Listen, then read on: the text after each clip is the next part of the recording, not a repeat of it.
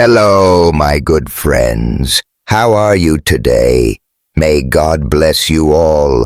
I will not introduce anything. You guys watch the video and feel it. Then let's evaluate together. The great Smoky Mountains in Tennessee were a world away from the neon lights and blues bars of Memphis. Here the air smelled of pine and damp earth, and the only music was the rustle of leaves and the distant call of a whippoorwill. Tasha Coleman, her boots crunching on a narrow trail, had come to these woods to escape, not just from the suffocating expectations of her family's real estate empire, but from herself, or at least the version of herself she'd been forced to become. At 32, Tasha was done playing the perfect daughter, the poised heiress, who smiled for the cameras and shook hands with men who undervalued her because of her skin or her gender.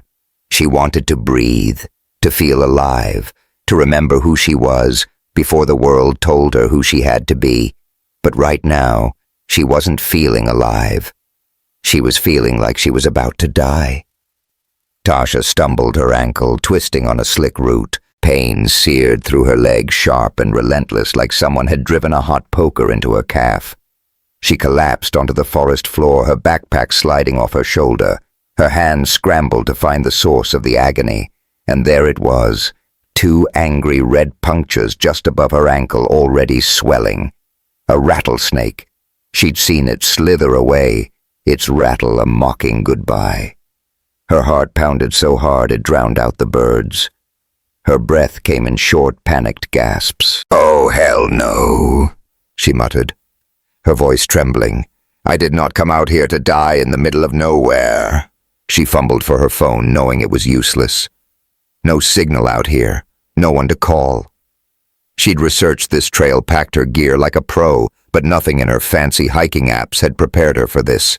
The venom was spreading, she could feel it, a burning tide creeping up her leg. Her vision blurred at the edges and panic clawed at her chest. She tried to stand to move, but her leg buckled and she fell back, dirt smudging her face. That's when she heard it. The crunch of boots on gravel. Not the hurried steps of a hiker, but steady, deliberate. She blinked through the haze, and a figure emerged from the trees. A man, tall and broad-shouldered, with a weathered leather backpack and a face lined by sun and time. His dark hair was streaked with silver at the temples, and his eyes, calm, piercing green, locked onto her like he'd seen this kind of trouble before. "Hey," Tasha croaked, her voice barely above a whisper. "Help! Snake! Bit me!" The man didn't waste words. He dropped to his knees beside her, his hands moving with practiced precision. "Stay still," he said, his voice low and firm, like an anchor in a storm. "I need to see the bite." Tasha gripped the dirt, her nails digging into the earth. "Am I gonna die? Tell me straight." He glanced at her, one eyebrow raised. "Not if you stop talking and let me work." Despite the pain, Tasha snorted. Wow, bedside manner of a rock. He didn't smile, but his eyes softened just a fraction. He pulled a small knife from his belt, sterilized it with a splash of liquid from a vial, and cut away the fabric of her pant leg. The bite was ugly, swollen red with dark veins starting to spider out. Tasha's stomach churned. The man Marcus, she'd later learn, reached into his pack and pulled out a handful of dark green leaves. He crushed them between his fingers, releasing a sharp, earthy scent, and pressed the pulp against the wound. Tasha hissed, the paste stinging like fire. "What is that hot sauce, yarrow and plantain?" he said, not looking up. "It'll slow the venom. Keep your eyes on me and don't pass out." "Easy for you to say," she muttered, clenching her fists. Her heart was racing, her leg throbbing, but his calm was infectious. She focused on his face, the faint scar above his eyebrow, the way his jaw tightened as he worked. He was older than her, maybe late 30s, with the kind of rugged look you'd see on a guy who'd rather wrestle a bear than sit in a boardroom. Not her type, she told herself, but right now, he was her lifeline. Marcus pulled a small vial of dark liquid from his pack and uncorked it. "Drink this. It's bitter, but it'll help. Tasha eyed it like it was poison. What's in it, Willowbark? Some other stuff. You want to argue or live? She grabbed it, her hands shaking, and downed it in one gulp. It tasted like dirt and regret, burning her throat. She coughed, grimacing. You call that medicine? Tastes like I licked a tree. Trees are good for you, he said dryly, already wrapping her leg with a strip of cloth that smelled faintly of pine. Now hold still. I need to make a small cut to relieve the pressure. Tasha's eyes widened. Cut like with a knife. Nope. Hard pass. He met her gaze, unyielding. It's this, or the venom spreads faster. You'll be fine. Trust me. Trust him. She didn't even know his name, but his hands were steady, his voice sure, and something in his eyes made her believe he wasn't about to let her die. She nodded, biting her lip. Fine, but if I die, I'm haunting you. Deal, he said, and for the first time, a ghost of a smile flickered across his face. The cut was quick, shallow, and hurt like hell. Tasha whimpered, her fingers scraping the dirt. I hate this so much, I know. Marcus said, his tone softer now. You're doing great. He worked fast, draining what he could, reapplying the herbal paste and bandaging the wound. The pain was still there, but the burning had dulled, and the world wasn't spinning as much. Tasha leaned back against a tree, exhausted. Her breath ragged. Marcus sat back on his heels, wiping sweat from his brow. We need to get you somewhere safe, he said. My cabin's about a mile from here. I'll carry you. I can walk, Tasha protested, but when she tried to stand, her leg gave out and she nearly face-planted. Marcus caught her, his arms strong and steady. Yeah, sure you can. Come on, Memphis. She blinked. How'd you know I'm from Memphis? Saw it on the tag in your pack, he said, lifting her with surprising ease. I'm not a thief if that's what you're thinking. Didn't say you were. She mumbled, her head resting against his shoulder. His shirt smelled like wood smoke and cedar, and despite the pain, there was something oddly comforting about it. As he carried her through the forest, the trees blurred into a haze of green and gold. A hawk cried overhead and the wind whispered through the pines. Tasha fought to stay conscious, focusing on the rhythm of Marcus's steps, steady like a heartbeat. The cabin appeared through the trees, a modest wooden structure tucked against a hillside, half hidden by ferns and moss. Marcus pushed the door open with his shoulder and laid Tasha on a cot covered with rough wool blankets. The room was sparse but warm, with a stone fireplace, shelves lined with jars of dried herbs, and a stack of worn books in the corner. No electricity, no Wi-Fi, just the crackle of a fire. Marcus stoked and the sound of Tasha's uneven breaths. He moved with purpose, crushing herbs in a mortar and boiling water over the fire. The smell was sharp, medicinal, like a mix of mint and something ancient. Tasha stirred, her face slick with sweat. Marcus, she whispered, her voice barely audible. He knelt beside her, checking the swelling on her leg. It had spread, the veins darkening. Stay still, he said. I'm making something to help. It hurts, she mumbled, flinching as another wave of pain hit. I know, he said, his voice low, almost tender. He replaced the dressing with fresh paste, his touch careful but sure. As the minutes dragged on, Tasha drifted in and out, her mind a jumble of fear and fragments of memory. Her mother's stern voice, the flash of cameras, the weight of a life she didn't want. My mom, she murmured, half delirious. She'll lose it if I die out here. Marcus's brow furrowed. Your mom? She's intense, Tasha slurred. Always got a plan. Helicopters, probably. She's probably got the National Guard looking for me. He didn't respond, but his expression shifted like he was piecing something together. Tasha's clothes, high-end hiking gear, even if dirty, her polished way of speaking, despite the pain, painted a picture. She wasn't just some random hiker, but Marcus didn't ask questions. He just needed to keep her alive. The hours blurred. Marcus stayed by her side, changing bandages, coaxing her to drink more of the foul-tasting brew. Near midnight, her breathing grew shallow, too slow. "Tasha," he called, his voice sharp. "Open your eyes." No response. Her chest barely moved. Marcus's heart raced a rare crack in his calm. "Damn it," he muttered, yanking back the blanket. He checked her pulse. Faint, fading, without hesitation. He started CPR, his hands pressing against her sternum with precision, born of training and desperation. "Come on, Memphis," he growled. "You're not dying in my cabin." Compressions, breaths. Compressions. Sweat dripped down his neck. The firelight flickered, casting wild shadows. "Breathe," he shouted. Tasha's body jolted, and she gasped, eyes snapping open. She choked, flailing until Marcus caught her hands. "Easy, easy," he said, his voice breaking with relief. "You're back. I couldn't," she rasped, tears welling. Everything went dark. "You stopped breathing," Marcus said, sitting back, his hands still trembling. "But I got you." She turned her face away, vulnerable and shaken. "I thought I was tougher than this." "You are," he said softly. "You just met something bigger than tough."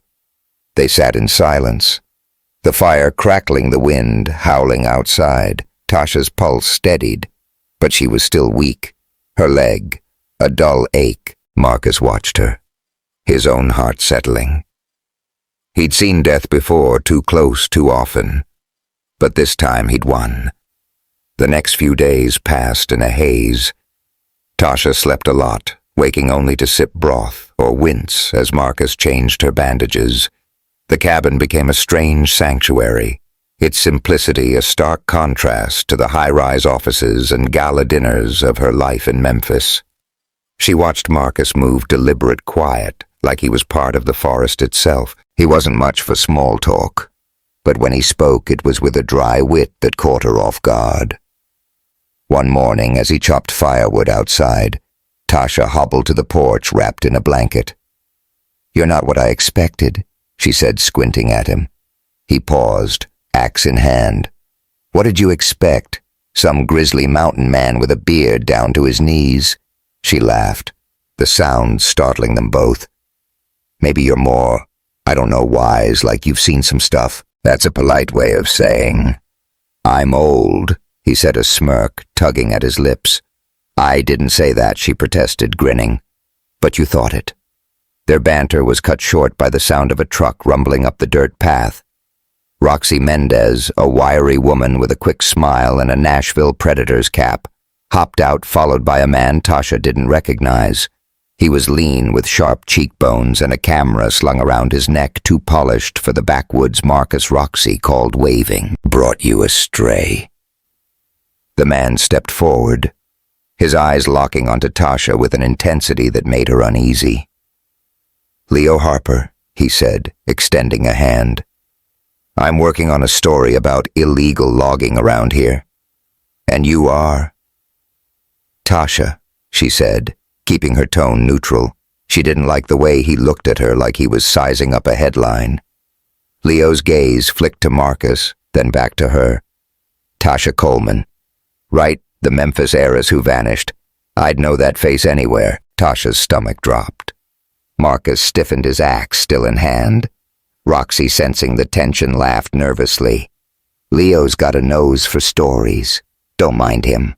I'm not here for your story," Tasha said, her voice sharp. "I'm just hiking." Leo smiled, too smooth. "Sure, but you could help me out. These loggers are tearing up the Smokies. A name like yours could make people listen," she said. "No," Marcus cut in, his tone like steel. Leo raised his hands. Mock surrender. "Just a thought. I'll be around if you change your mind."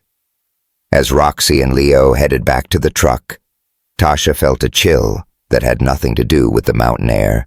Leo wasn't just a reporter. He was trouble, and he'd just walked into the one place she'd thought was safe.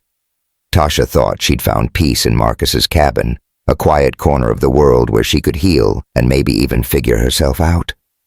But Leo Harper had just strolled in, dragging the chaos of the outside world with him. Would Tasha and Marcus stand strong against the storms coming their way?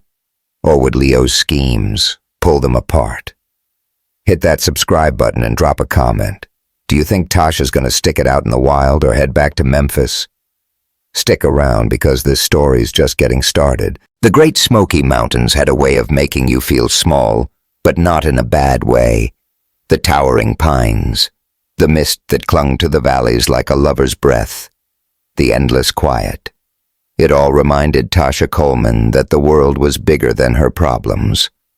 Or at least it had. Until Leo Harper showed up. 3 days after his uninvited visit to Marcus Reed's cabin, Tasha was still on edge. Her leg was healing the swelling down to a dull ache. But Leo's words lingered like a bad song stuck in her head. A name like yours could make people listen. She didn't want to be listened to. She wanted to be left alone. But alone was getting harder to come by. Tasha sat on the cabin's porch, wrapped in one of Marcus's old flannel shirts, the sleeves too long and smelling faintly of wood smoke. The morning air was crisp, the kind that made you want to pull your knees up and sip coffee. That wasn't instant. Marcus was out back, splitting logs with that same steady rhythm she'd come to find oddly comforting. She watched him, his axe slicing through the wood like it was butter, and wondered how someone could be so calm all the time. It wasn't just calm, though it was control, like he'd seen enough chaos to know how to keep it at bay. "You're staring," Marcus called without looking up, his voice carrying over the rhythmic thwack of the axe. Tasha smirked, leaning back against the porch railing. "Just making sure you don't chop your foot off. I'm not carrying you anywhere." He snorted, setting the axe down and wiping his brow with the back of his hand. "Appreciate the concern, Memphis." She rolled her eyes at the nickname, but didn't correct him. It was growing on her like the way the forest was starting to feel less like a foreign planet and more like a place she could belong. She'd been here almost 2 weeks now, long enough to learn the basics of Marcus's world, how to spot poison ivy, how to boil water over a fire without burning the cabin down, long enough to realize she didn't want to leave. Not yet. But Leo Harper had other ideas. The crunch of tires on gravel broke the morning quiet. Tasha tensed her hand, tightening around the mug of herbal tea Marcus had made her. Roxy Mendez's beat-up Ford pickup rolled into the clearing, and Leo hopped out of the passenger seat, his camera slung around his neck like a badge of honor. Roxy followed her Nashville Predators cap, tilted back, a grin on her face that said she knew she was stirring up trouble. "Morning, y'all," Roxy called, waving like she was at a family reunion. "Brought your favorite reporter back." Marcus set down a log, his expression unreadable, but his shoulders stiff. "Didn't ask for company?" Roxy.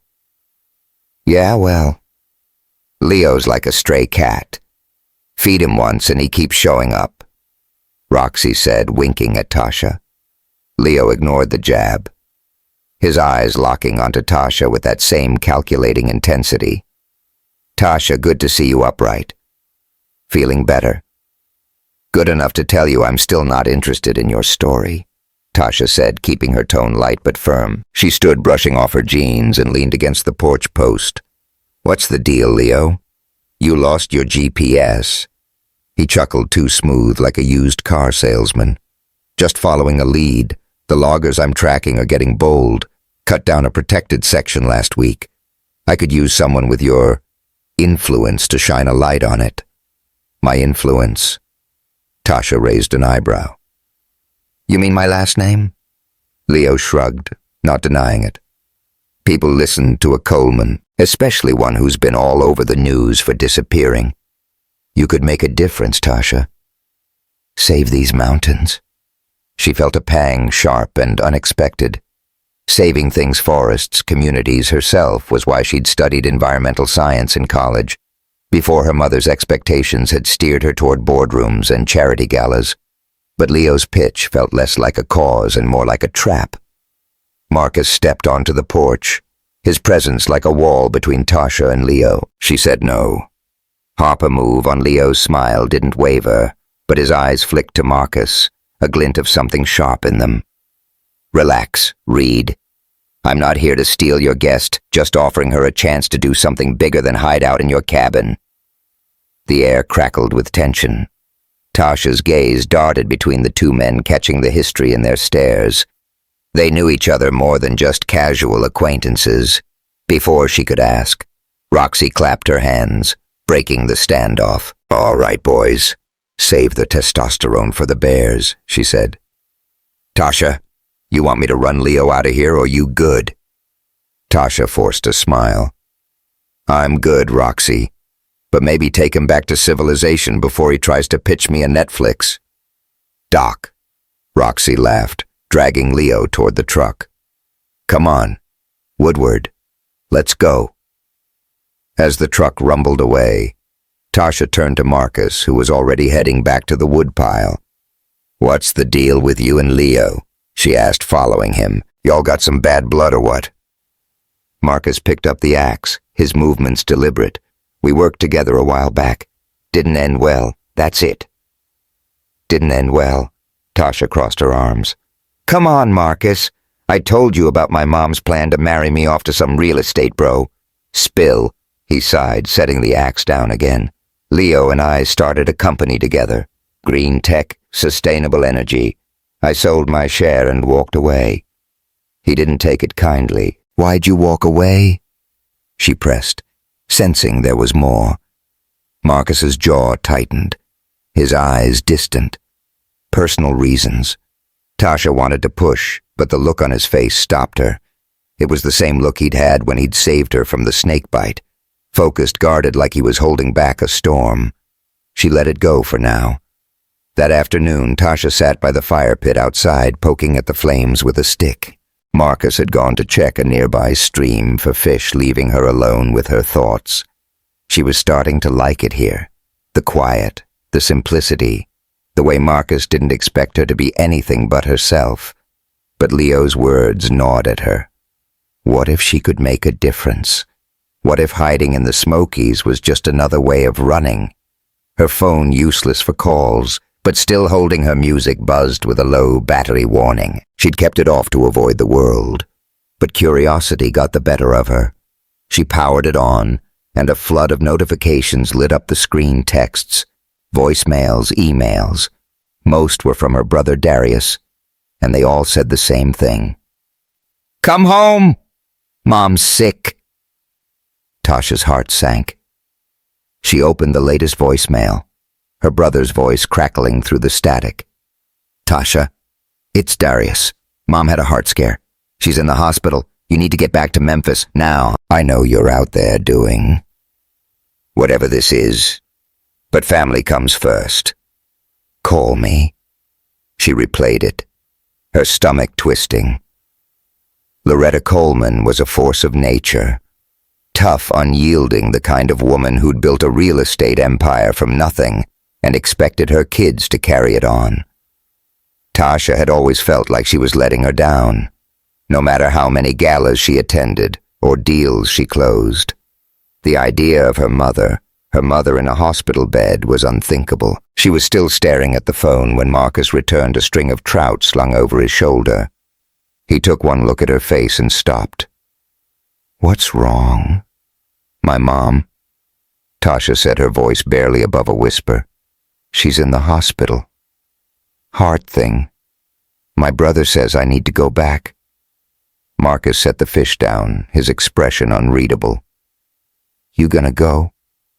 I don't know, she admitted, running a hand through her braids. I came out here to get away from all that Memphis, the company, the pressure. But if she's sick, I can't just sit here. He nodded, like he understood more than he was letting on. Family's complicated, but you don't owe them your whole life. She looked at him, surprised by the edge in his voice. Sounds like you're speaking from experience. He shrugged, turning to clean the fish. Maybe Tasha wanted to ask more, but the weight of Darius's message pressed down on her. She thought of Memphis, the humid nights, the smell of barbecue on Beale Street, the way her mother's office overlooked the Mississippi like a throne room. She'd spent her life trying to live up to Loretta's expectations, to prove she was worthy of the Coleman name.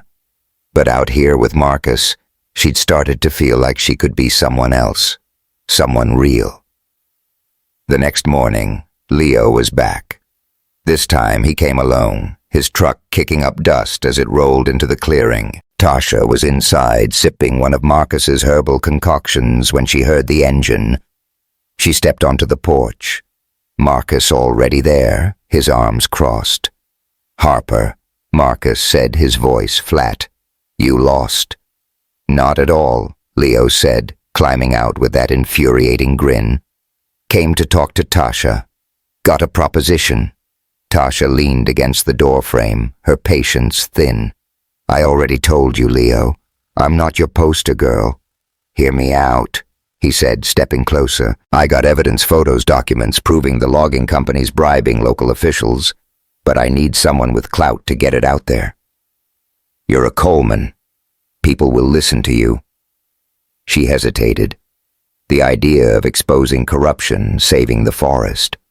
It hit a nerve, the part of her that still dreamed of making a difference. But Leo's motives were as clear as the Smoky Mountain mist. He wanted her name, her story, for his own gain. Marcus spoke before she could. "She's not your megaphone, Harper. Find another way." Leo's grin faded, replaced by something colder. "You're one to talk, Reed. You walked away from our company, left me to clean up your mess. Now you're playing hermit, acting like you're above it all, but you're not fooling her." Tasha's eyes narrowed. "What's he talking about? Marcus?" Marcus's jaw clenched, but he didn't answer. Leo seized the moment, stepping closer to Tasha. "Ask him about the startup we built. Ask him why it tanked after he bailed. People lost jobs. Tasha, good people because he couldn't handle the pressure enough." Marcus snapped his voice like a whip. "Get off my land." Leo raised his hands, backing toward the truck. "Think about it, Tasha. You could do something real, or you can stay here playing house with a guy who's running from his past." As Leo drove off, Tasha turned to Marcus, her heart pounding. "Is he telling the truth? Did you screw people over?" Marcus looked away, his hands balled into fists. "It's not that simple." "Then make it simple," she said, her voice rising. "I told you about my family, my messed up life. You owe me the truth." He met her gaze, his eyes stormy. "I made mistakes. The company. It was my fault things went south. I walked away because I couldn't fix it. But I'm not that guy anymore." Tasha wanted to believe him, but Leo's words had planted a seed of doubt. She thought of her mother lying in a hospital bed and Darius's voice echoing in her head. Family came first. But what about her? What about the woman she was becoming out here? That night, Tasha lay on the cot, staring at the firelight dancing on the cabin walls. Her phone sat on the table, its screen dark but heavy with the weight of Darius's messages. She thought of Marcus chopping wood, saving her life, keeping secrets. She thought of Leo, his slick promises and hidden agendas. And she thought of Memphis, waiting to pull her back into a life she wasn't sure she wanted. She sat up, her decision made Marcus. She called her voice steady despite the knot in her chest. He looked up from the book he was reading, his face half lit by the fire. "Yeah, I'm going back to Memphis," she said. "Tomorrow." He nodded like he'd been expecting it. "You sure?"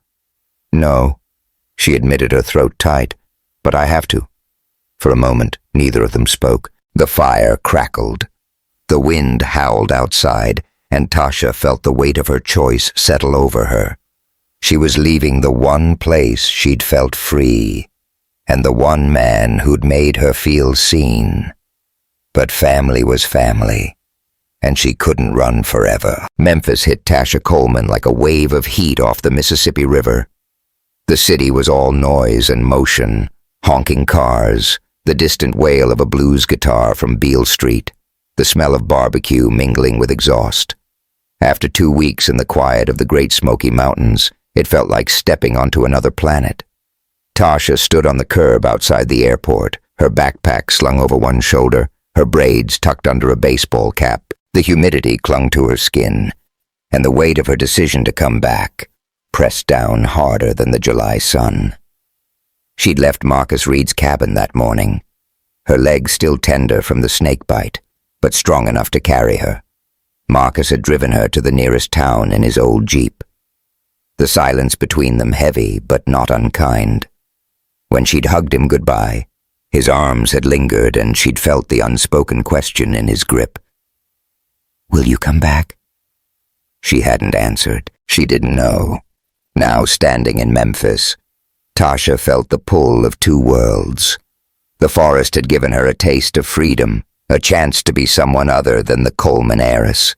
But Memphis was home, her family, her roots, the city that had shaped her, and her mother was sick. That was the tether that had yanked her back. Her phone buzzed a text from her brother Darius, at the hospital. "Where you at?" Tasha sighed, hailing a cab. Time to face the music. The hospital smelled like antiseptic and worry. A sterile contrast to the warm chaos of Memphis outside. Tasha found her mother Loretta Coleman in a private room on the 5th floor, propped up in a bed that looked too small for her larger-than-life presence. Loretta's hair was still perfect, her nails manicured, but her face was pale, and the heart monitor's steady beep was a reminder that even queens could fall. "Tasha Loretta," said, her voice weaker than Tasha had ever heard, but still sharp. "You look like you've been living in a barn." Tasha forced a smile, dropping her backpack by the door. "Good to see you too, Mom. How you feeling? Like I've been hit by a truck." "But I'll live," Loretta said, her eyes narrowing. "Unlike you apparently running off to the woods like some hippie, you had us all thinking you were dead." Tasha sat in the chair beside the bed, her hands clasped tight. "I needed a break. I wasn't trying to scare anybody." "A break?" Loretta's laugh was dry, almost a cough. "You don't get breaks when you're a Coleman. You know that. This family, this company, it's your responsibility. Mine, Darius's, and yours. Tasha's." Throat tightened. She'd heard this speech 1,000 times, but it hit differently now with her mother looking so frail. "I'm here, aren't I?" she said softly. "I came back." Loretta reached for her hand, her grip surprisingly strong. "I need you to step up. Tasha, I built this empire for you and your brother. Every late night, every deal. Every time I smiled at some fool who thought I didn't belong, it was for you. Don't let it fall apart." Tasha wanted to argue, to say she didn't want the empire, that she'd rather be back in Marcus's cabin, learning to tell poison ivy from blackberry vines, but the words stuck. She squeezed her mother's hand instead. "I hear you, Mom." Darius burst into the room, his suit crisp despite the hour. At 35, he was the spitting image of their father, tall, broad, with a lawyer's polish and a temper to match Tasha. "Thank God," he said, pulling her into a hug that was half relief, half frustration.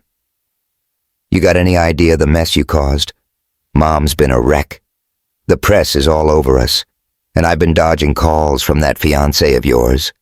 "He's not my fiancé," Tasha snapped, pulling back. "I told Mom I'm not marrying Brandon. That was her idea, not mine." Darius raised an eyebrow. "Yeah, well, tell that to the tabloids. They're calling you the runaway heiress." "Where the hell were you in the mountains?" Tasha said, keeping it vague, figuring some stuff out. "Figuring stuff out," Darius scoffed. "You don't get to figure stuff out when Mom's in here fighting for her life. We need you at the company, Tasha." "Now." Tasha's jaw clenched. She loved her brother, but he had a way of making her feel like a kid caught sneaking cookies. Before she could fire back, a familiar voice cut through the tension. Tasha Coleman, as I live and breathe. She turned, and there was Leo Harper, leaning against the doorframe like he owned the place. His camera was gone, replaced by a tailored blazer that screamed city. Tasha's stomach dropped. "Leo, what are you doing here?" "Came to check on you," he said, his smile too slick. "Heard about your mom. Thought you might need a friend." Darius frowned, looking between them. "You know this guy?" "Unfortunately," Tasha muttered. "He's a reporter. Met him in the Smokies, investigative journalist." Leo corrected, stepping into the room. "And I'm working on a story that could use Tasha's help. Illegal logging in Tennessee. Big players, dirty money. With your family's name, we could blow it wide open." Loretta's eyes lit up the businesswoman in her, stirring. "That's the kind of thing we need. The Coleman name standing for something." Tasha shot Leo a look that could have melted steel. "I'm not here to play hero for your byline, Leo. Just think about it," he said, unfazed. "You could do some real good, and it'd look great for the family brand." Darius nodded clearly, warming to the idea. "He's got a point, Tasha. We could use some positive press right now." Tasha felt cornered, the hospital walls closing in. She excused herself, mumbling something about needing air, and slipped out to the hallway. Her phone buzzed a text from an unknown number. She opened it and her breath caught. "Donated to the Memphis Green Project in your name. Thought you'd like to know. Marcus?" She stared at the words, her heart doing a weird flip. Marcus, quiet and guarded, had done something for her without expecting anything in return. It was the opposite of Leo's flashy promises, and it made her miss the Smokies, the cabin, the firelight, him. That night, Tasha sat in a dive bar on Beale Street, nursing a sweet tea and listening to a blues band wail about heartbreak. The neon signs outside cast red and blue glows across the worn wooden tables, and the air smelled of fried catfish and whiskey. She needed to get out of the hospital, away from her family's expectations and Leo's scheming, but Memphis wasn't letting her escape so easily. Leo slid into the booth across from her, uninvited, a beer in hand. "Fancy meeting you here," he said, grinning like a cat with a canary. Tasha didn't look up. "You following me now?" "Nah, just a coincidence," he said, leaning back. "But since we're here, let's talk. You're wasting your potential, Tasha. You could be a voice for change, save forests, hold corrupt companies accountable. Why hide in the sticks with a guy like Marcus?" She sipped her tea, her patience fraying. "You don't know Marcus?" "Oh, I know him," Leo said, his tone sharpening. "Better than you think. He's not the hero you've built him up to be. Ask him about our company. Ask him why he bailed and left me to deal with the fallout." Tasha's eyes narrowed. He said, "It didn't end well. That's enough for me." "Is it?" Leo leaned forward, his voice low. "People lost their jobs, Tasha. Dreams got crushed because Marcus couldn't handle the heat. You really think a guy like that's worth your time?"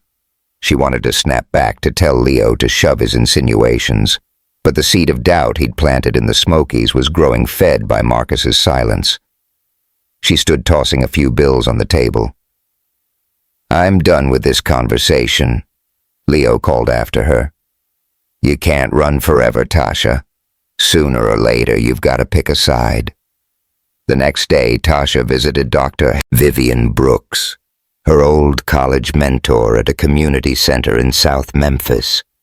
Vivian, a 60-year-old black woman with a warm smile and a no-nonsense vibe, had been the one who'd first sparked Tasha's love for environmental activism. The center smelled of fresh paint and coffee, and kids ran through the halls laughing. It felt like a slice of home. Tasha had forgotten. "You look like you've been through it, girl," Vivian said, pouring Tasha a cup of coffee. "What's got you so twisted up?" Tasha sighed, sinking into a chair. "Everything. Mom's sick. Darius wants me to take over the company, and I don't know who I'm supposed to be anymore." Vivian studied her, her eyes kind but piercing. "You're not supposed to be anything, Tasha. You get to choose, but you can't choose if you're running from yourself." Tasha thought of Marcus, of the way his hands had steadied her when she was dying, of the quiet strength in his voice. She thought of Leo, his promises of impact and glory, and she thought of her mother lying in that hospital bed expecting her to carry the Coleman legacy. "I met someone," Tasha said, almost surprising herself. "In the mountains. He saved my life, and he makes me feel like I can be me, but now I'm here and it's all messed up." Vivian smiled, like she'd heard this story before. "Sounds like you found something real, but real doesn't mean easy. You've got to figure out what you want, not what your mom or this mountain man or anybody else wants for you." Tasha nodded, her mind racing. She wanted to believe in Marcus and the life she'd glimpsed in the Smokies. But Leo's words echoed, and her family's needs pulled at her. She felt like she was standing on a fault line, waiting for the ground to split. That evening, Tasha sat in her childhood bedroom, surrounded by relics of her old life trophies from debate club, a framed photo of her and Darius at a Grizzlies game, a vision board she'd made in college with pictures of forests and protest signs. Her phone buzzed another text from the Memphis Green Project. "Thank you for inspiring our latest donation. A friend of yours made it happen." Tasha's breath caught Marcus again. She pulled up the project's website, scrolling through their initiatives. Urban gardens, clean water programs, youth education. A recent post mentioned a $50,000 donation in her name. Anonymous, but clearly from him. She thought of their late-night talks by the fire when she'd told him about her college days, her dreams of making the world greener. He'd listened, really listened, and now he'd done this quietly without asking for credit. Her heart swelled, a mix of gratitude and longing. Marcus wasn't perfect. He had secrets, mistakes, a past she didn't fully understand. But this was real. More real than Leo's slick pitches or her family's expectations. She grabbed her phone and typed a text to Darius. "I'm coming back to the Smokies. I need to figure this out. Tell Mom I love her." As she hit send, Tasha felt a weight lift, replaced by a new kind of fear. The fear of choosing herself. She didn't know what she'd find when she saw Marcus again, or how she'd balance her love for her family with the life she was starting to want. But for the first time, she was ready to find out. Standing by the window, the Mississippi River glittering below, Tasha whispered to herself, "Here we go." The great Smoky Mountains welcomed Tasha Coleman back, like an old friend who wasn't sure they trusted her yet. The air was cooler now, the late summer green giving way to the first hints of autumn golden flecks in the trees, a crisp edge to the breeze. She stood at the trailhead where Marcus Reed had first found her, her backpack lighter this time, her heart heavier. Memphis had left her bruised, not physically, but deep down where the weight of her mother's expectations and her brother's demands still lingered. But Marcus's quiet gesture, donating to the Memphis Green Project in her name, had been a lifeline pulling her back to the Smokies to him. She hadn't told Marcus she was coming. Part of her wanted to surprise him to see his face when she showed up at his cabin unannounced. Another part was scared he'd pull away. Scared. Leo. Harper's words about his past were true. Tasha adjusted her cap, took a deep breath of pine-scented air, and started down the trail. The forest was alive around her, squirrels chattering, a distant woodpecker hammering the crunch of leaves under her boots. It felt like home, or at least the closest thing she'd found to it. The cabin came into view just as the sun dipped low, casting long shadows across the clearing. Smoke curled from the chimney, and Tasha's heart did a little flip. She knocked her knuckles, rapping against the weathered wood. The door swung open, and there was Marcus, his green eyes widening for a split second before settling into that familiar calm Tasha. he said, his voice low, almost a question. "You're back." "Surprise," she said, forcing a grin despite the nerves twisting her gut. "Miss me?" He didn't smile, but his gaze softened like he was seeing her for the first time. "Didn't expect you to show up without a warning." "Yeah, well, I'm full of surprises," she said, stepping inside. The cabin was just as she remembered, warm, cluttered with books and herbs, the fire crackling in the hearth. But the air felt different, charged with everything unsaid between them. Marcus closed the door, leaning against it. "How's your mom?" "Better," Tasha said, dropping her backpack. "She's tough, but she's still got her claws in me, trying to make me the next CEO of Coleman Enterprises." He nodded like he understood the weight of family. "And you're here because—" She met his eyes, her voice steady. "Because I needed to see you, and because I'm not ready to give up on this. Whatever this is." For a moment, neither of them spoke. The fire popped and Tasha felt the pull of him, the quiet strength that had saved her life and was starting to save her in other ways. But before she could say more, Marcus's expression darkened. "We need to talk about Leo," he said. "He's been sniffing around, stirring up trouble, and he's not going to let you go easy." Tasha's stomach sank. "What kind of trouble?"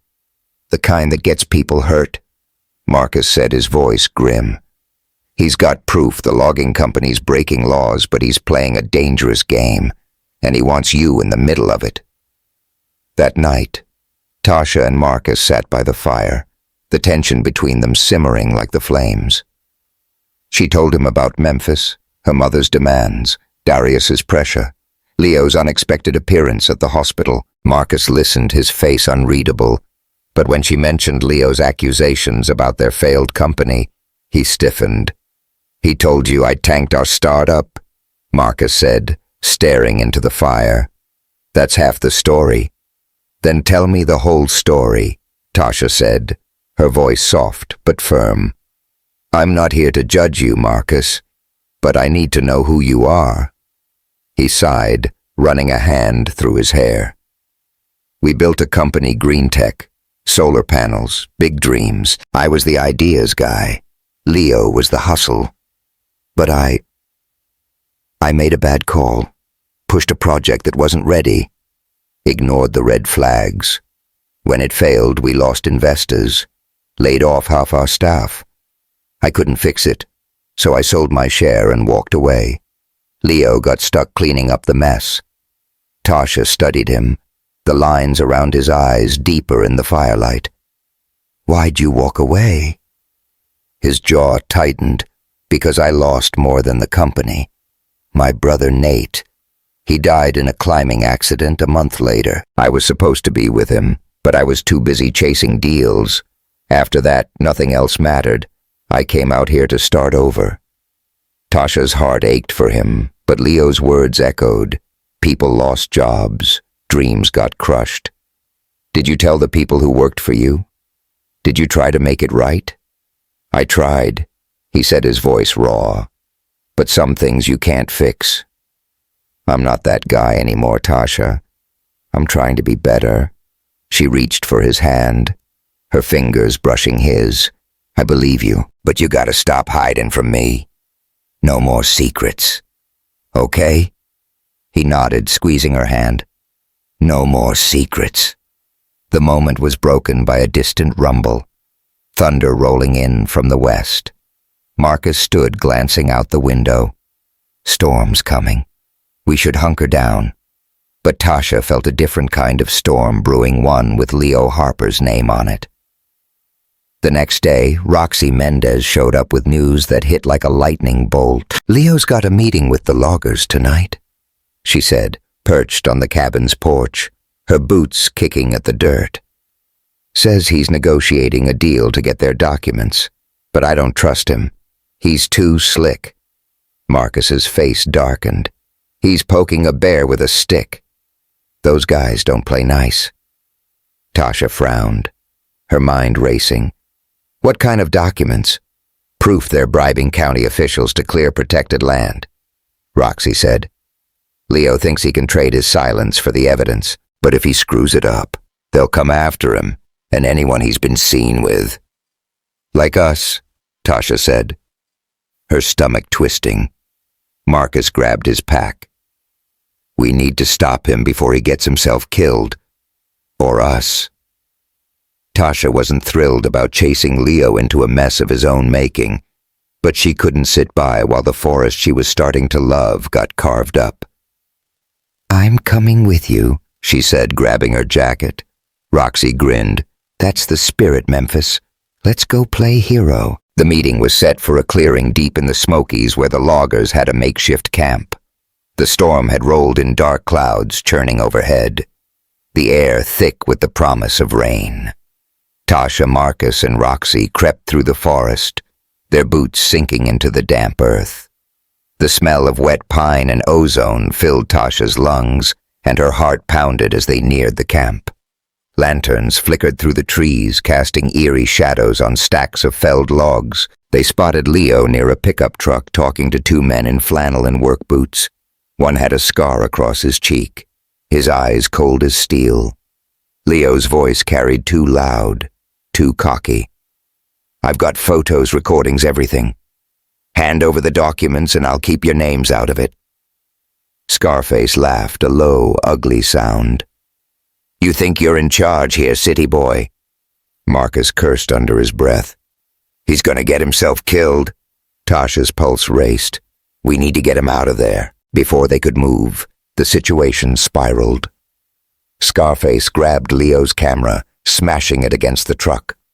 Leo lunged, and the second man pulled a knife. Tasha's breath caught, but Marcus was already moving silent and fast. He tackled the knife wielder, sending the blade skittering into the dirt. Roxy yanked Leo back, hissing, "You idiot!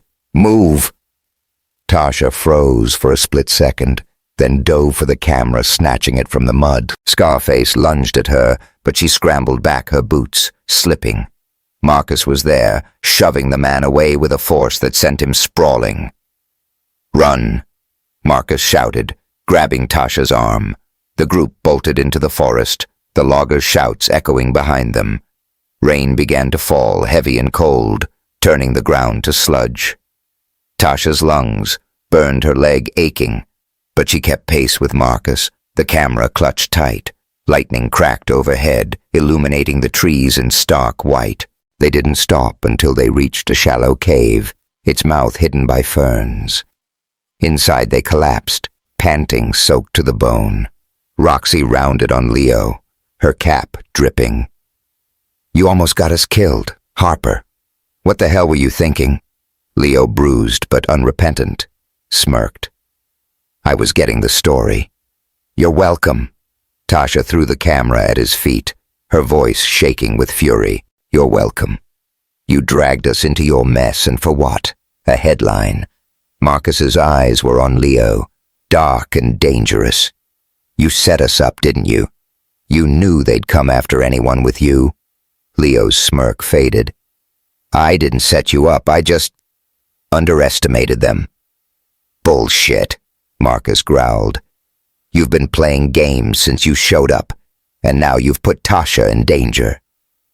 Tasha's heart sank. She looked at Leo, his face half lit by the cave's dim glow, and saw the truth in his eyes. He hadn't just underestimated the loggers, he'd used them as bait, knowing it would draw Marcus and Tasha in. "You wanted me to see you as the hero," she said, her voice cold. "You used me." Leo didn't deny it. "You're a Coleman. Tasha, you're a story. And stories get attention." She turned away, disgusted, her hands trembling. Marcus stepped closer, his voice low. "You okay?"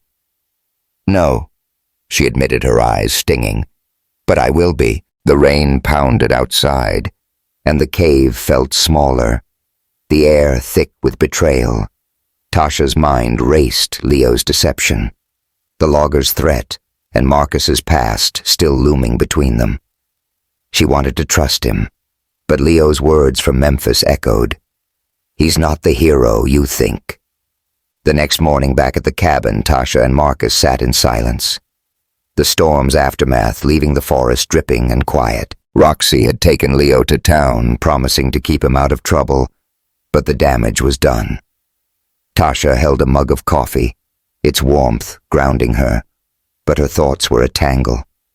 "Marcus," she said finally, "there's something I need to know. About your brother." His face tightened, but he didn't look away. "What did Leo tell you?" "That you could have saved him," she said, her voice steady despite the ache in her chest. "That you were supposed to be with him when he died." Marcus stood pacing to the window. "Nate was climbing in the Rockies. I was supposed to go, but I stayed back for a meeting. A damn meeting." He fell. "Tasha," broke his neck. "I wasn't there." She saw the pain in his eyes, raw and unguarded. "It wasn't your fault," she said softly. "Feels like it," he said, his voice breaking. "Every day." Tasha stood crossing to him. "You can't carry that forever, Marcus, and you can't keep shutting me out because of it." He looked at her, his gaze searching. "I'm trying not to. But you make it hard to stay closed off." She smiled, small but real. "Good, because I'm not going anywhere." But even as she said it, Tasha felt the weight of Leo's betrayal and the logger's threat. The Smokies weren't safe anymore, and neither was her heart. She and Marcus were in this together, but the path ahead was darker than she'd imagined. The Mendocino coast was a different kind of wild than the Great Smoky Mountains, where Tennessee's forests were dense and misty. California's coastline was raw and open, with towering redwoods giving way to cliffs that dropped into the churning Pacific. The air smelled of salt and cedar, and the wind carried the rhythmic crash of waves against jagged rocks. Tasha Coleman stood on a bluff overlooking the ocean, her boots sinking into the sandy soil, her braids whipping in the breeze. It was early October, 3 months since she'd left Memphis, and the world felt both bigger and smaller than ever. She'd come to Mendocino with Marcus Reed chasing a new beginning.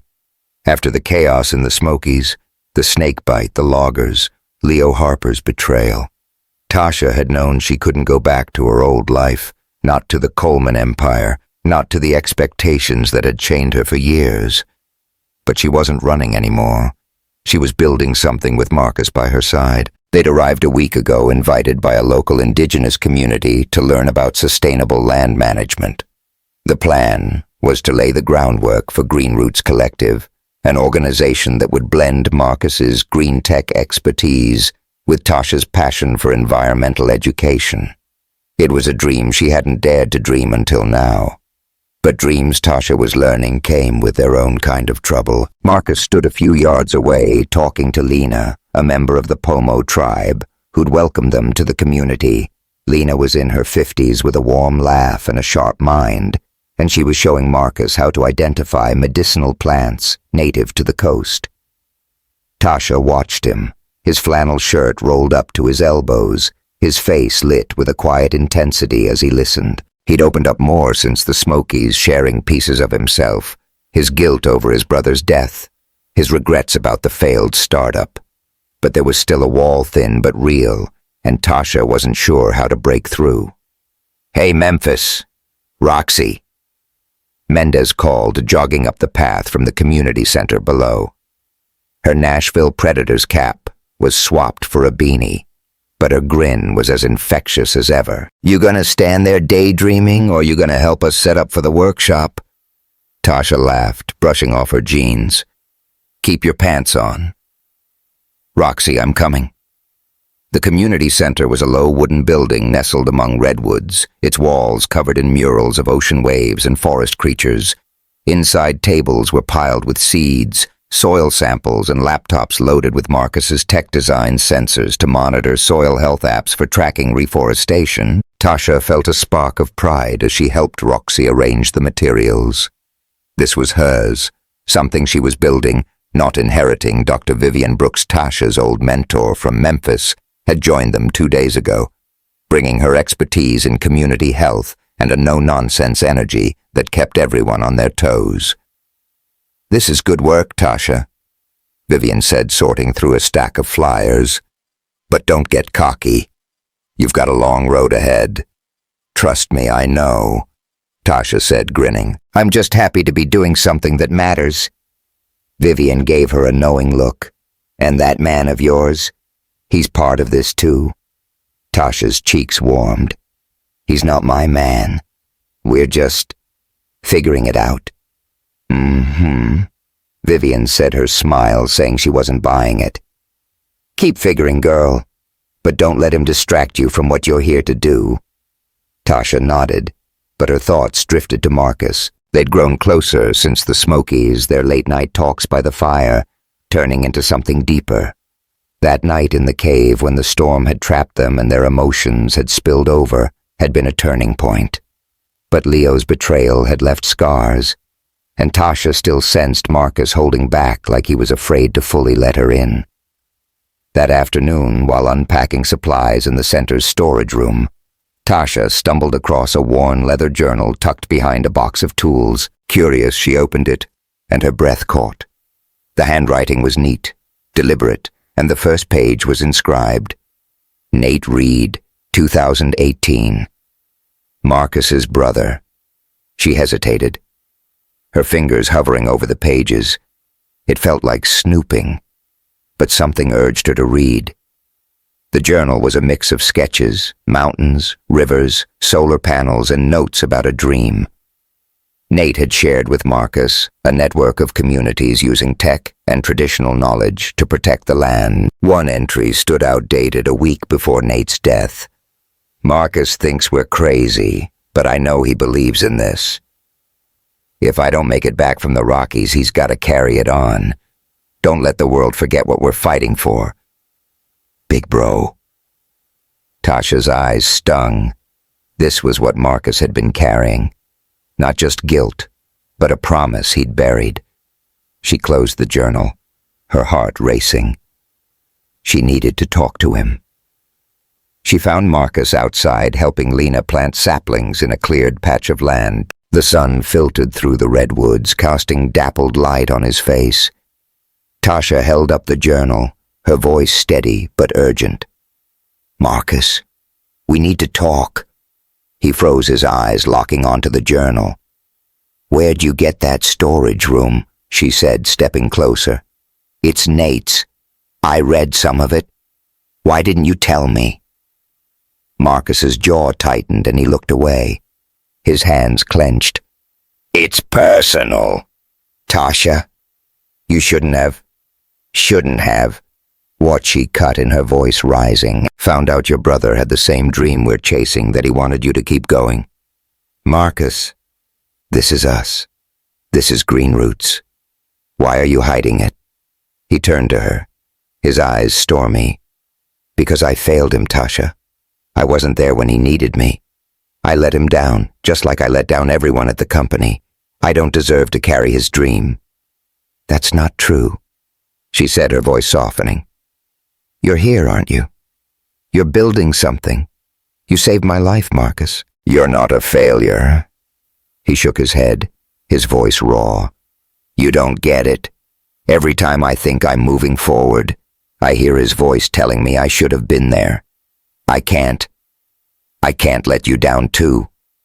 Tasha stepped closer, her hand resting on his arm. "You're not gonna let me down. But you've gotta let me in. We're in this together." For a moment they stood there, the wind rustling the trees, the ocean's roar, a distant hum. Marcus's shoulders sagged, and he nodded, his voice barely a whisper. "Okay. Together." The moment of connection was short-lived. That evening, as Tasha and Marcus joined Roxy and Vivian for dinner at the community center, a familiar figure appeared at the door. Leo Harper, his camera replaced by a laptop bag. His smile as slick as ever. Tasha's stomach dropped, and Marcus's hand tightened around his fork. "Evening, folks," Leo said, strolling in like he owned the place. "Heard you're starting something big. Thought I'd offer my services, maybe a documentary to get the word out." Roxy snorted, rolling her eyes. "You've got some nerve, Harper. Last time you helped, We almost got knifed in the woods." Leo spread his hands. All innocence. Water under the bridge. "I'm here to make amends. Green Roots could use some exposure, and I've got the connections." Tasha stood, her voice cold. "We don't need your kind of help, Leo. You've done enough damage." His smile didn't waver, but his eyes glinted with something darker. "You sure about that? Word's getting around that your little project's got funding issues. People are asking questions. Where's the money coming from? How's it being spent? I could clear that up, or make it worse." Marcus was on his feet now, his voice low and dangerous. "You threatening us?" "Just stating facts," Leo said, shrugging. "I've got a blog post ready to go. Green Roots Collective Noble Cause or Shady Scheme. It's got traction already, but I could rewrite it. Make you look like heroes. Your call."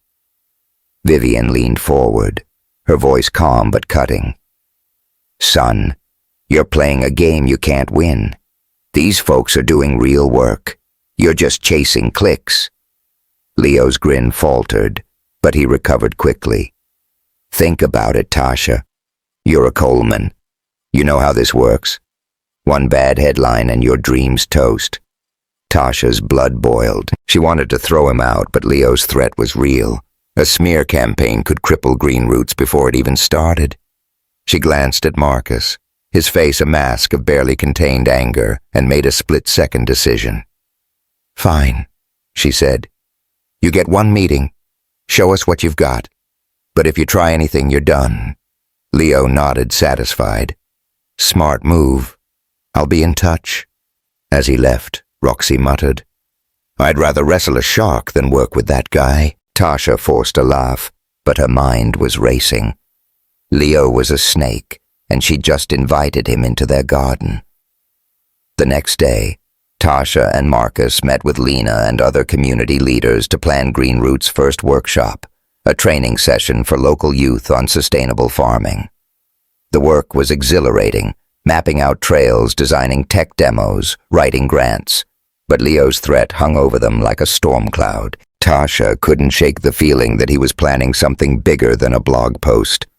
That afternoon, while Marcus was out with Lena, Tasha sat with Vivian at the center, going over budgets. Vivian's presence was grounding her stories of organizing in Memphis, a reminder of what was possible. But when Tasha mentioned Leo's threat, Vivian's eyes narrowed. "He's not just after attention," Vivian said. "He's got an agenda. You need to dig into what he's really up to." Tasha nodded, her resolve hardening. She pulled out her laptop and started searching, combing through Leo's recent articles and social media. Most were self-aggrandizing pieces about his crusades against corruption. But one post caught her eye, a cryptic tweet about big players backing his next project. She followed the trail to a private forum where an anonymous user linked to Leo had been discussing a deal with a logging company, the same one they'd clashed with in the Smokies. Her heart sank. Leo wasn't just threatening Green Roots. He was playing both sides, using their work to leverage a payout from the loggers. She printed the evidence, her hands shaking, and ran to find Marcus. She found him by the bluff, staring out at the ocean. "Marcus," she said, breathless, holding up the papers. "Leo's double-crossing us. He's working with the loggers, using Green Roots as a bargaining chip."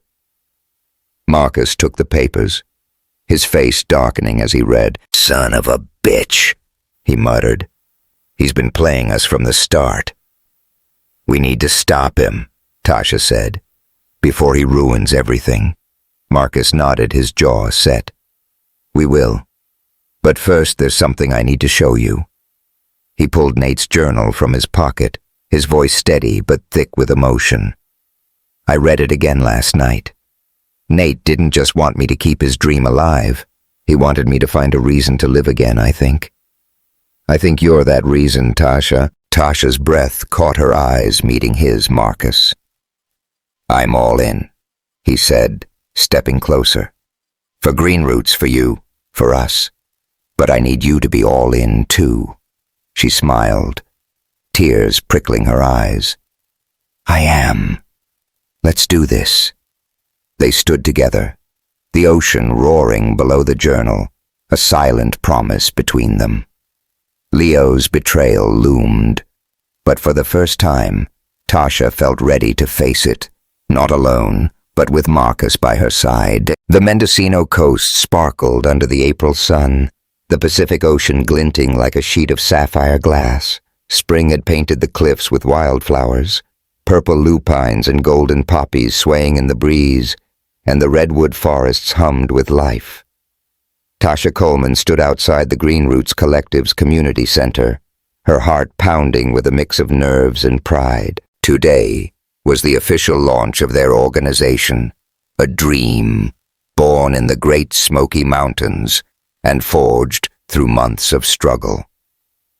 The center buzzed with activity, kids from local tribes and nearby towns setting up tables, volunteers grilling burgers and hot dogs, and a local folk band tuning their guitars.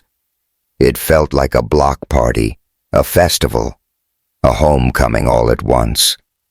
Tasha adjusted her denim jacket, her braids pulled back in a neat bun. She glanced at Marcus Reed, who was helping Roxy Mendez haul a crate of seedlings to the demonstration garden. His flannel shirt was rolled up his face, lit with a quiet focus.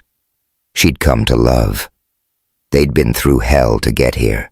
Her snakebite, Leo Harper's betrayals, the loggers' threats, the weight of their pasts.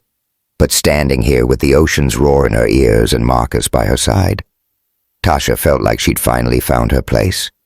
The past week had been a whirlwind. After uncovering Leo's double dealing with the logging company, Tasha and Marcus had worked with Lena, the Pomo community leader, and Dr. Vivian Brooks to protect Green Roots.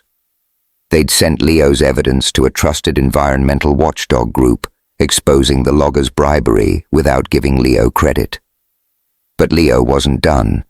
He'd been spreading rumors online claiming Green Roots was a front for shady dealings, and his latest threat, a blog post set to drop today, could derail the launch. "We've got this," Marcus said, catching her eye as he set down the crate.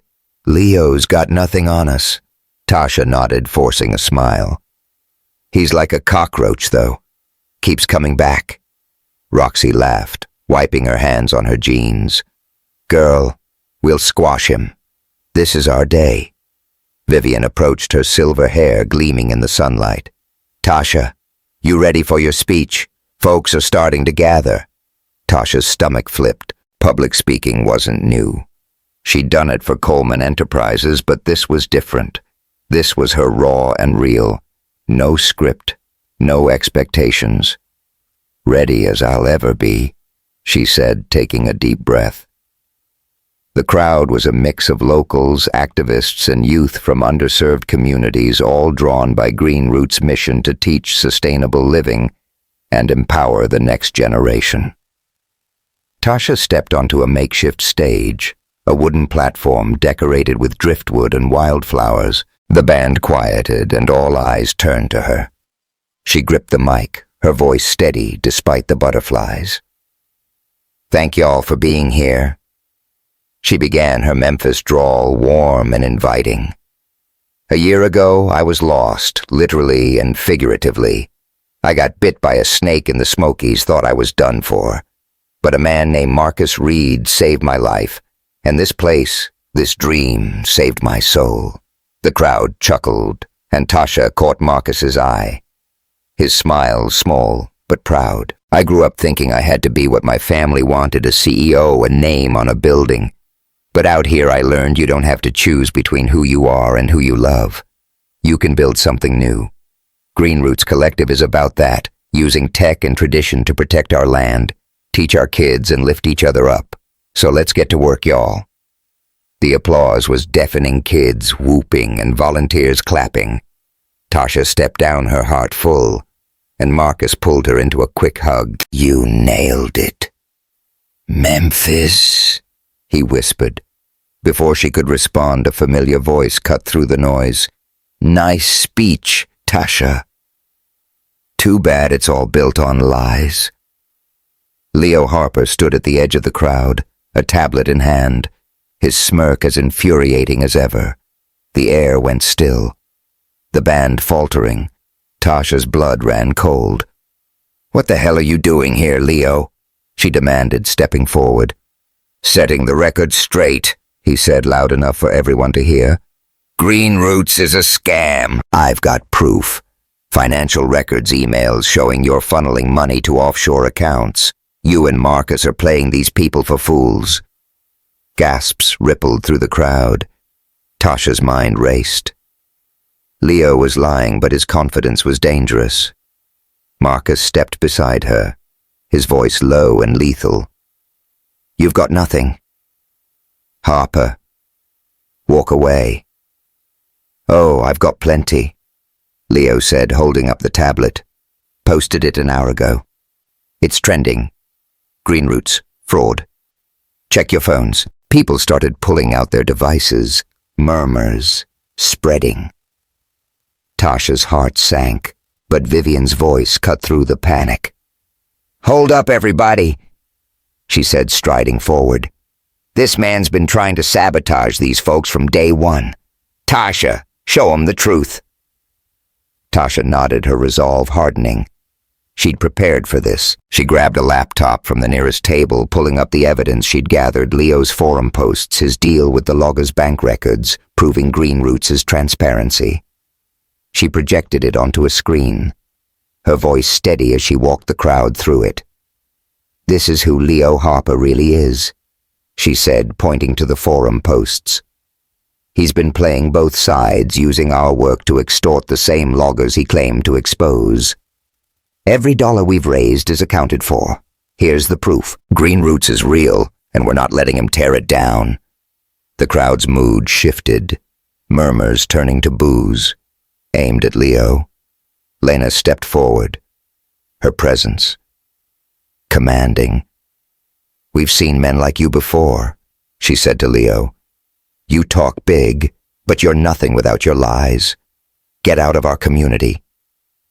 Leo's smirk faded, his eyes darting as the crowd closed in, phones now recording him. Roxy, never one to miss a chance, piped up. "Yeah, Leo, take your tablet and shove it where the sun don't shine." Laughter broke the tension, and Leo backed away, his bravado crumbling. "You'll regret this," he muttered, but his voice lacked conviction. He turned and disappeared into the crowd, the boos following him like a bad smell. Tasha let out a breath, her knees shaky. Marcus's hand found hers, steadying her. "You okay?" he asked. "Better than okay," she said, squeezing his hand. "We did it." The rest of the launch was a blur of joy. Kids planted saplings in the demonstration garden, guided by Lena and Marcus. Volunteers handed out burgers and lemonade. The folk band played a lively cover of Wagon Wheel, and Tasha moved through the crowd, answering questions and sharing her vision. Vivian pulled her aside at one point, her eyes twinkling. "You're not just a Coleman anymore, girl. You're Tasha, and that's enough." Tasha hugged her, tears prickling.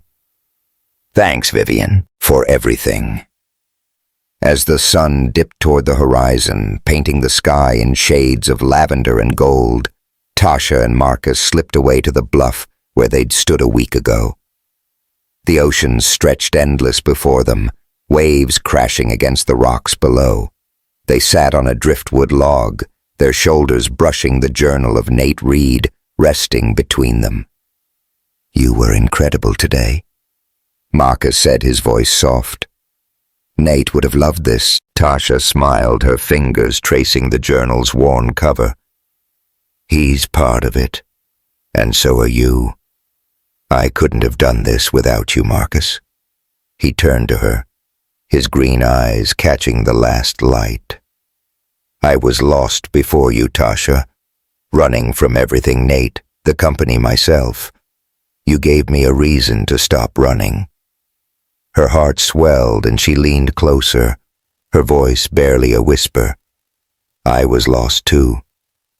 Thought I had to be what everyone else wanted. But you saw me, the real me." Marcus reached for her hand, his calloused fingers intertwining with hers. "You're my home, Tasha. Wherever we go, whatever we build, I'm with you." She smiled, tears spilling over. "Good, because I'm not letting you go." He pulled her close and they kissed, slow and deep, the ocean's roar blending with the beat of their hearts. It wasn't flashy or dramatic, but it was real. Two people who'd wandered survived and found something worth fighting for. They stayed there as the stars came out, the party's laughter drifting up from below. Green Roots Collective was just beginning, but Tasha knew it would grow workshops, scholarships, partnerships with communities like Lena's. They'd train kids to love the land, use Marcus's tech to protect it, and prove that change didn't need a big name, just big hearts. Leo was gone. His lies exposed his influence, fading like a bad dream. Tasha's family, too, had started to shift. Her mother had sent a letter, proud, but still stubborn, and Darius had promised to visit Mendocino. It wasn't perfect, but it was progress. As they walked back to the party, hand in hand, Tasha looked at Marcus and said, "You think we'll ever go back to the city?" He grinned that rare, full smile she loved. "Maybe, but not because we're running, because we choose to." She laughed, the sound carrying on the wind.